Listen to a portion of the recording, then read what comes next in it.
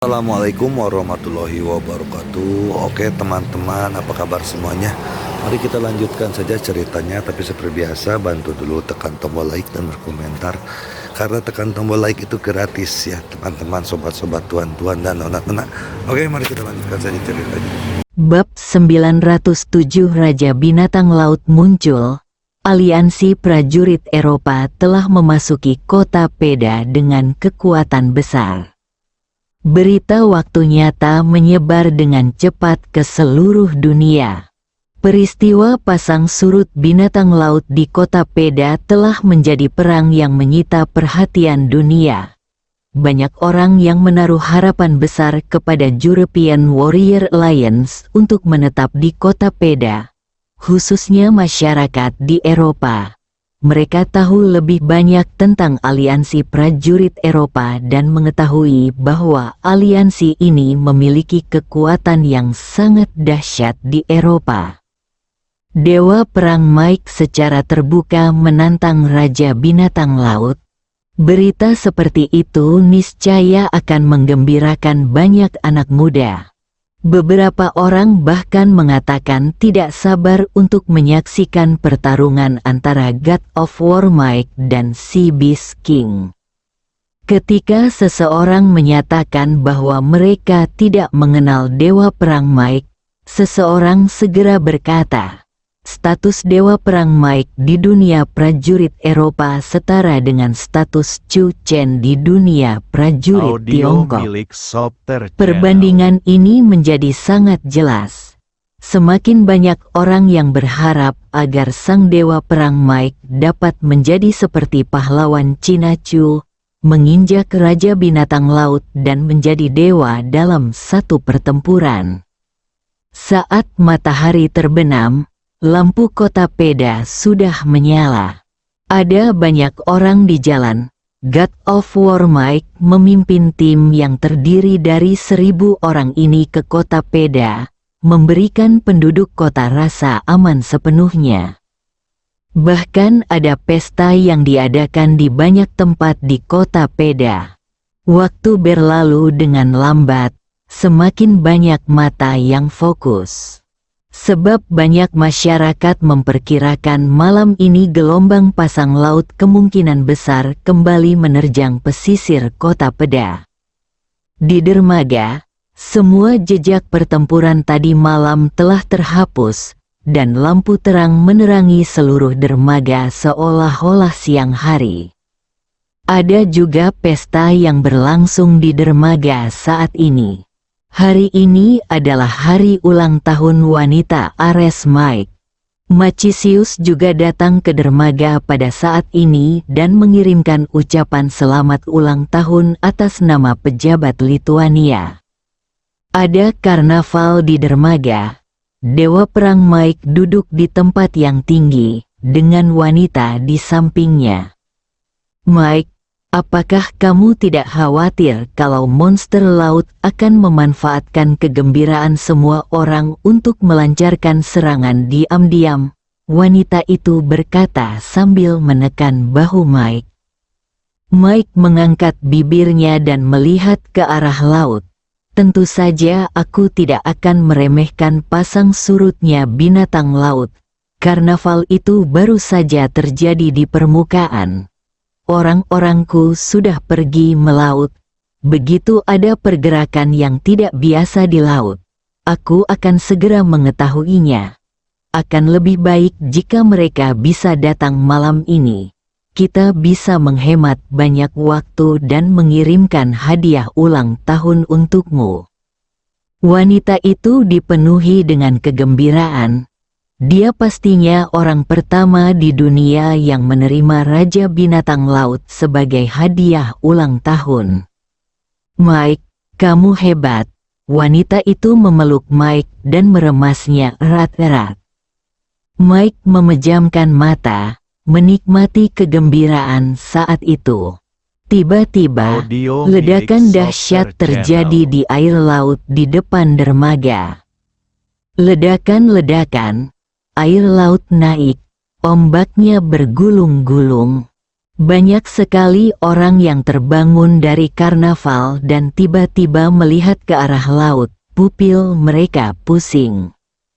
Pasang surut binatang laut akan datang lagi. Mike membuka matanya dengan tatapan tajam, dan dengan lembut menekan pisau di pinggangnya dengan tangannya. Ombak itu seakan dikendalikan oleh suatu tangan raksasa tak kasat mata, bergulung-gulung, dan ombak yang mengamuk menghantam pantai tanpa peringatan, disertai gelombang pasang binatang laut. Itu benar-benar datang. Wanita itu tampak sedikit bingung. Mike berdiri dan menatap tajam. Rakyatnya tidak melakukan gerakan apapun. Namun, gelombang pasang surut binatang laut sudah mulai mendekat. Mike tahu persis apa artinya ini. Tepat pada waktunya, Mike melompat dan menghunus pedangnya. Dia mendapatkan pedang ini dari situs prajurit kuno. Sejak saat itu, ia bangkit dan kekuatannya melambung tinggi hingga ia menjadi tak terkalahkan.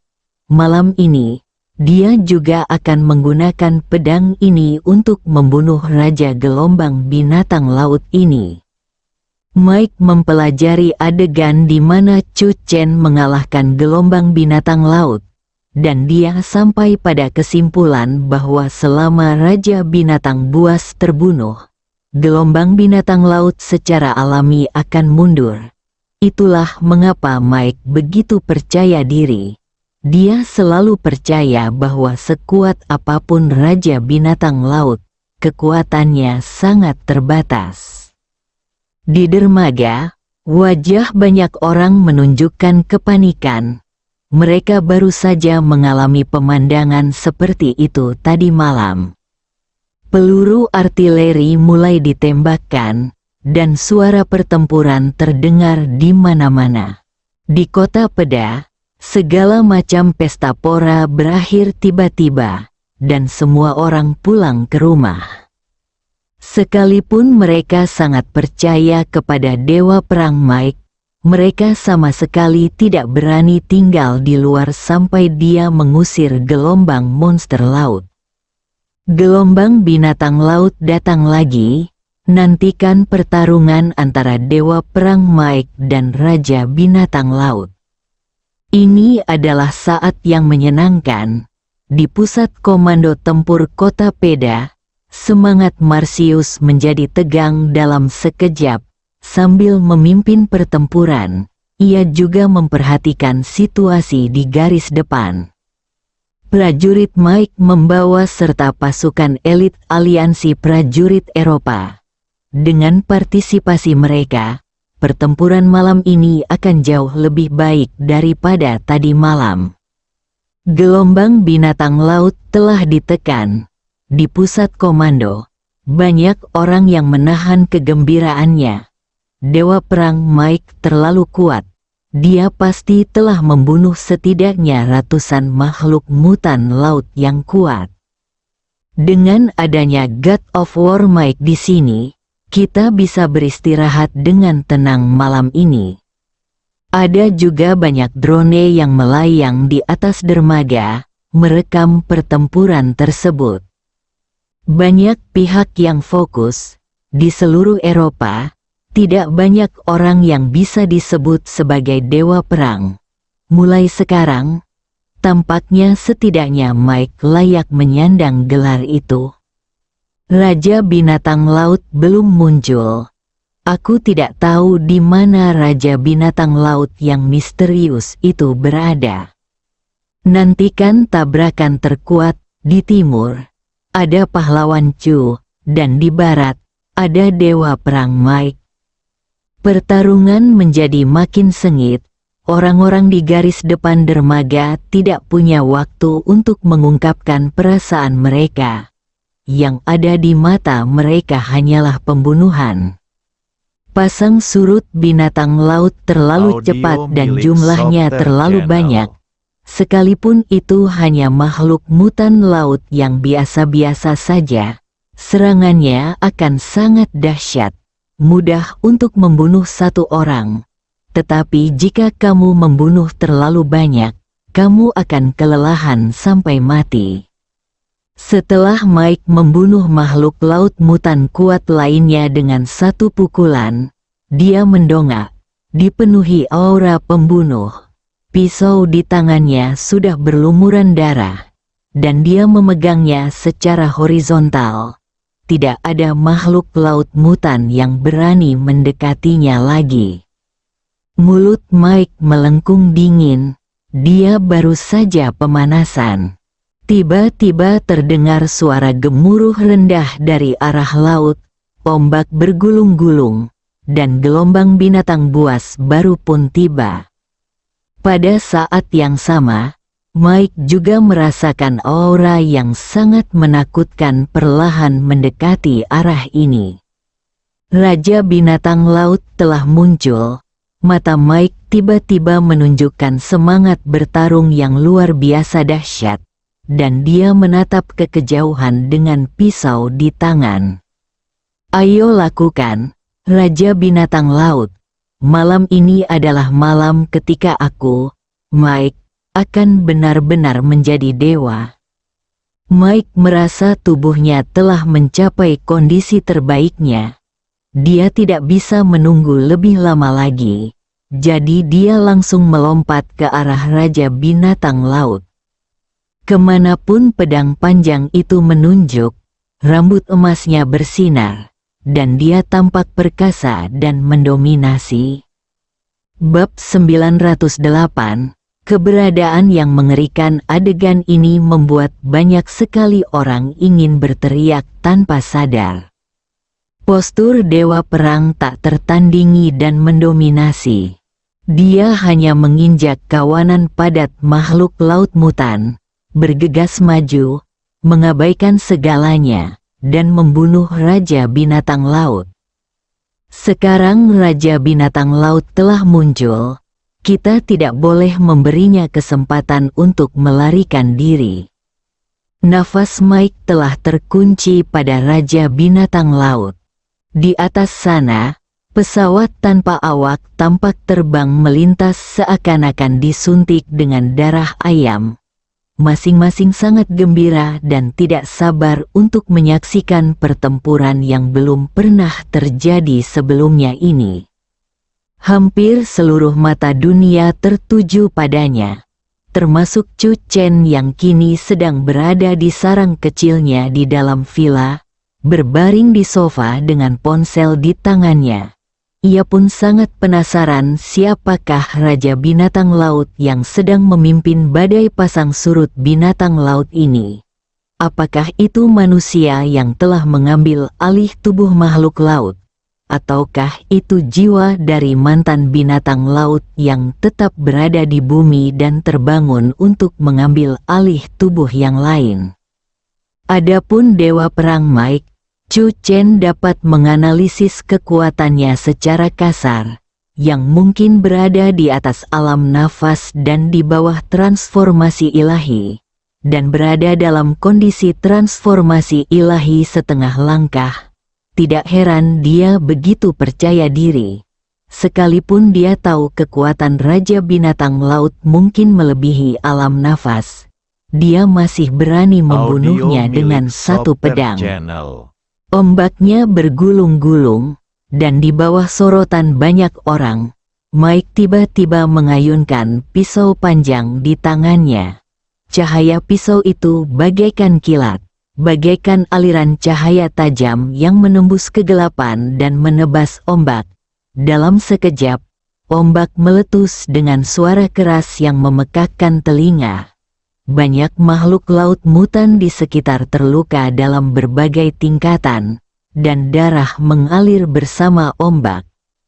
Di tengah gelombang yang bergulung-gulung, seekor makhluk raksasa perlahan bangkit.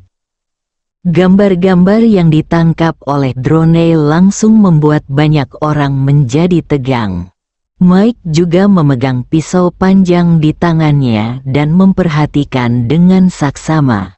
Raja binatang laut yang misterius akan segera menampakkan wujud aslinya. Di bawah pengawasan orang banyak, sebuah objek bersinar muncul di permukaan laut. Ukurannya sangat besar dan naik perlahan, menyerupai bentuk payung, dan tingginya hampir 10 meter. Banyak orang tercengang, ini benar-benar berbeda dari apa yang dibayangkan semua orang. Banyak orang berspekulasi bahwa raja binatang laut yang misterius itu adalah mutasi berbagai hiu, paus, dan makhluk besar lainnya.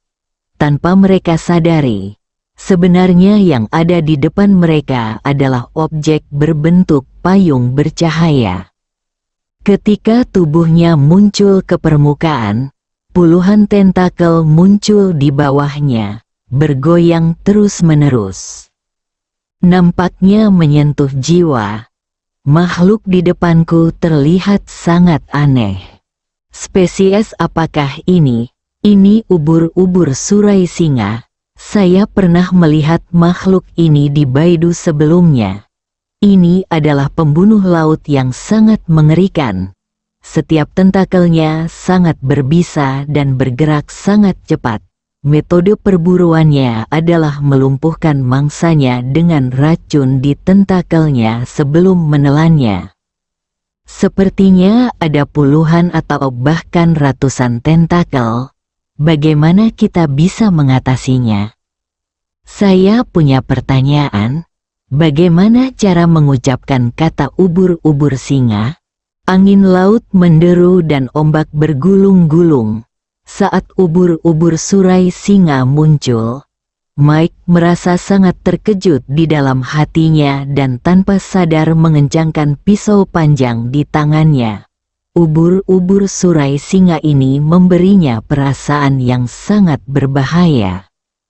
Terutama tentakelnya yang terus berayun, seolah-olah dapat menjangkaunya kapan saja. Mike memimpin dalam melancarkan serangan, melompat tinggi ke udara. Tubuh ubur-ubur surai singa berada di atas dan tentakelnya berada di bawah. Cara pertama yang terpikir oleh Mike adalah membelah tubuh ubur-ubur surai singa dari atas ke bawah. Pisau Mike secepat kilat. Namun, kecepatan ubur-ubur surai singa juga tidak lambat. Dan Mike juga meremehkan panjang tentakelnya. Dalam sekejap, tentakel ubur-ubur surai singa bangkit dan melilit Mike dengan kecepatan kilat. Mike berada di udara, terkejut dan tidak berani melawan. Dia segera menebas tentakel terdekat dengan pisau di udara dan mundur agak jauh. Pisau ini tidak memotong tentakel ubur-ubur surai singa. Hati Mike makin terguncang, melihat ubur-ubur surai singa yang kembali berenang mendekat. Mike sama sekali tidak menahan diri. Ia mengerahkan seluruh kemampuannya, dengan serangan pedang yang dahsyat, dan membunuh ubur-ubur surai singa. Pertarungan antara dewa perang Mike dan raja binatang laut ubur-ubur surai singa. Tepat ketika semua orang mengira ini akan menjadi pertarungan sengit antara naga dan harimau, adegan mengejutkan terjadi. Pergerakan dewa perang Mike tiba-tiba melambat. Tentakel ubur-ubur surai singa pun muncul. Banyak sekali orang yang berseru dan berteriak. Oh tidak, apa yang terjadi dengan dewa perang Mike tadi? Apakah dia diracuni? Ya, keahlian khas ubur-ubur surai singa adalah racun. Sudah berakhir, memanggil.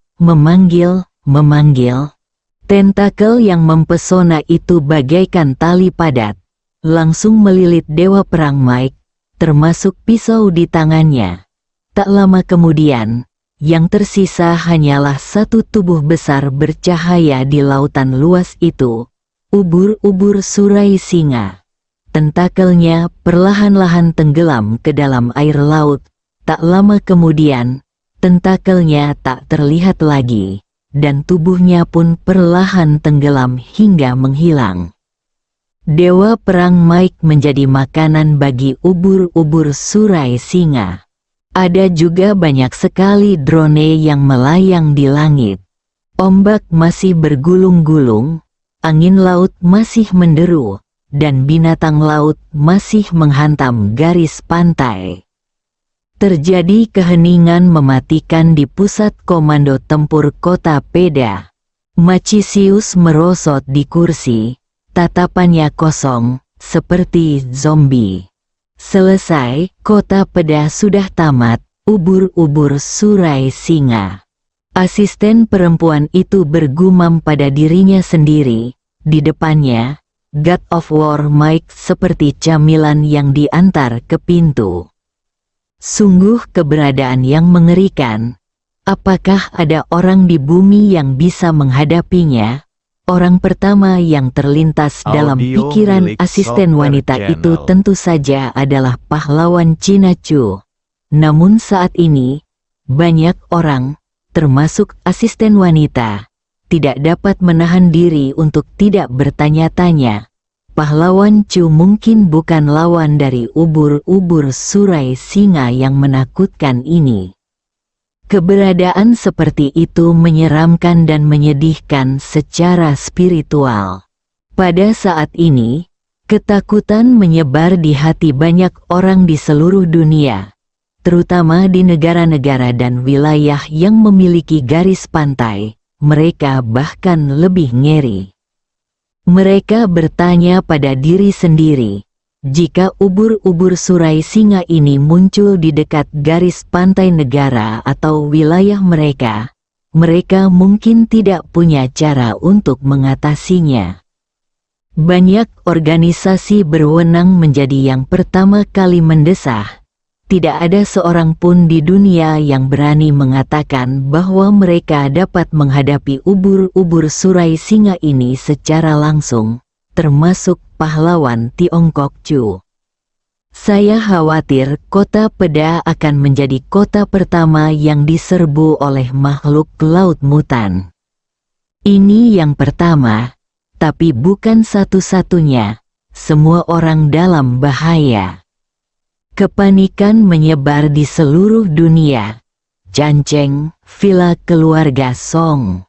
Chu Chen menerima telepon dari Chu Kaiping. Suara Chu Kaiping terdengar serius di telepon. Chu Chen, jika kamu melawan ubur-ubur Surai Singa ini, seberapa percaya diri kamu? Chu Chen berpikir sejenak. Ubur-ubur Surai Singa ini sebenarnya masih menyembunyikan kekuatannya. Ia sengaja menyembunyikan beberapa tentakelnya.